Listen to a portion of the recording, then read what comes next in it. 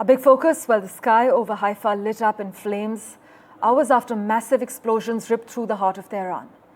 It's actually day 3 of a war that's no longer just shadow play. This is an open conflict between Iran and Israel, and it's spiraling. In Israel's seaside town of Bat Yam, apartment blocks lie in ruins and at least 14 people are dead, many of them women and children. This after Iran launched over 70 ballistic missiles in one of the most direct assaults on Israeli cities in modern history. But the human cost is even more staggering in Iran. Over 224 people killed, 1,400 injured, and Iran claims 90% are actually civilians. Missiles have struck everything from defense ministry sites in Shiraz and Isfahan to residential squares in Tehran. Israel says Iran started it. Iran says Israel struck first, targeting top military commanders, nuclear scientists, even the foreign ministry building. But now analysts are arguing that the US President Donald Trump is playing both arsonist and firefighter, to quote some analysts. In fact, Donald Trump has said, if we are attacked by Iran, the full strength of the US armed forces will come down on you at levels never seen before. As G7 leaders fly into Canada, diplomatic channels are heating up, and the ask, well, stop Trump from pulling the US into this full-blown regional war. We have a reaction from Netanyahu lined up for you. Listen in. הטייסים הנפלאים שלנו מעל טהרן. טהרן בוערת. אבל אנחנו מכוונים לא לאזרחים, אם כי אמרנו להם להתפנות. הם מתפנים. בפינוי המוני. זה קורה עכשיו. אתם לא שומעים את זה, כי האיראנים מסתירים את זה. אבל זה מה שקורה. אבל הם, לעומת זאת, הם תוקפים, מפציצים את האזרחים שלנו. בתמרה, בתל אביב, בראשון לציון, ברחובות, בכל מקום. אנחנו כמובן פועלים אחרת. For an expert's view on the matter, we have with us currently on NDTV James Bowden, Arab and Middle East expert. James, always a pleasure to have you on our show. 3 straight days of heavy missile fire, key generals dead, nuclear facilities hit. Would you argue that this is now past the point of return? Definitely.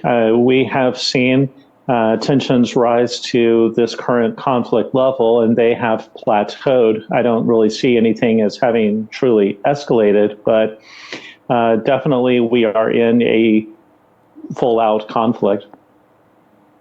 James, would you still say this is a limited conflict, a limited war? Is this a regional free-fall that's being disguised as surgical warfare? I really don't see it as a regional war. In order to get to that point, we would have to see a larger number of countries enter in. Okay. We have seen Jordan, we have seen Syria intercept or be willing to intercept missiles, but those are all coming from Iran. They are not fighting against Israel. And so if it is a regional war, it is the region engaging against Iran. So yeah, that term is very tricky. It really is a long-distance war between Israel and Iran.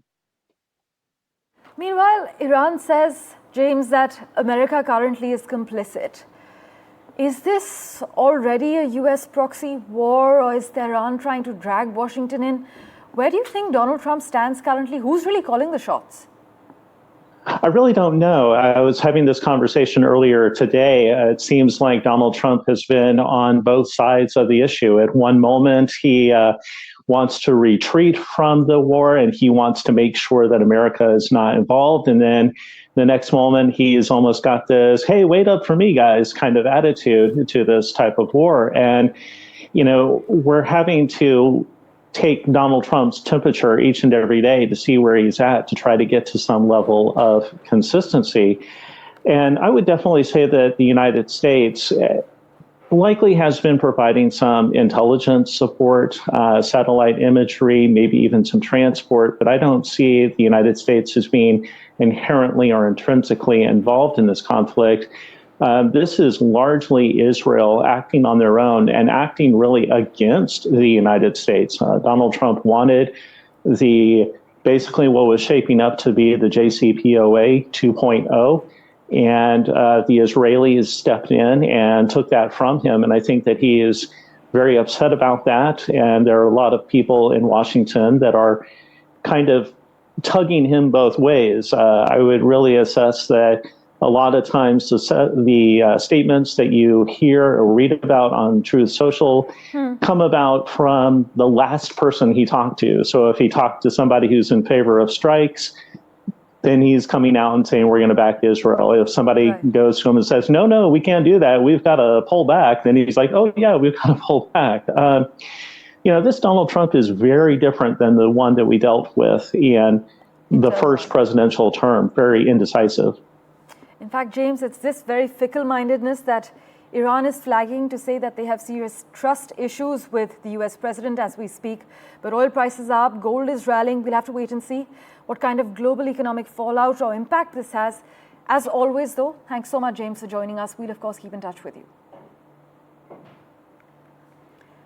Now, amid the tension, India is taking precautions. Well, India is mulling the evacuation of all our nationals from Iran as the West Asia crisis deepens. Now, as per estimates, about 3,000 to 4,000 of our nationals are in the country. Many of them are Kashmiri students. And just yesterday, early on Sunday, the Chief Minister of Jammu and Kashmir spoke to Dr. Jaishankar, our External Affairs Minister, to discuss the safety of Kashmiri students in the war-torn country. The government is considering relocating Indian students to safe zones. There has been a latest advisory that's been issued. The embassy has reassured us that they are in touch with local leaders and they are considering evacuations from Iran. We have some reactions lined up for you. Listen in. At this point, हमारे जो भाई हैं Tehran university के जो students हैं उनकी boys dorm के नज़दीक ही हमला हुआ है and they have also been affected by the attack और कुछ जो स्टूडेंट्स हैं वो जख्मी भी हो गए हैं सो वो हालत हमारी भी ना हो जाए उससे पहले प्लीज हमें इवैक्यूएट कर दिया जाए क्योंकि इस पॉइंट ऑफ टाइम पे ना हमें वाटर सप्लाई है डॉर्म की ना net internet is very weak internet बिल्कुल भी नहीं चल रहा है ना मैसेज जा रही है ना आ रही है ना प्रॉपर्ली कम्युनिकेट कर पा रहे हैं हम किसी से भी और ऑन टॉप ऑफ दैट अभी शायद इलेक्ट्रिसिटी भी चली जाएगी और उसके बाद हमारा वाईफाई भी डाउन हो जाएगा जिसपे हम अभी थोड़ा बहुत इंटरनेट चला रहे हैं और उसके बाद हम शायद बिल्कुल भी कम्युनिकेट ना कर पाए तो please I request LG Manoj Sinha and CM Omar Abdullah कि हमें जल्द से जल्द इवैक्यूएट कर दिया जाए. My colleague Mohammad Ghazali has been tracking all the latest developments for us. He joins us live currently. Ghazali, as we were discussing earlier, is this just tit for tat or are we already in the middle of a full-blown regional conflict? Are experts calling this a full-blown regional war? Well, certainly it's a full-blown regional war. Both sides have been attacking at different sectors, be it the economic centers, the defense centers, as well as civilian infrastructure has come under attack in both the countries. More than 200 people have been killed in Israel. More than 10 people are reportedly killed in Iran. More than 200 people have been killed in Israel. More than 10 people have been killed, and continued attacks are being reported from both countries. Just a short while ago, Iran launched ballistic missiles towards Israel, hitting the targets or hitting areas in Tel Aviv, in Haifa, and other areas in the country. Meanwhile, through the day yesterday, Israel continued its aerial strikes on oil depots, on refineries, on manufacturing units, on pipelines. Water pipelines were damaged in Tehran and neighboring areas.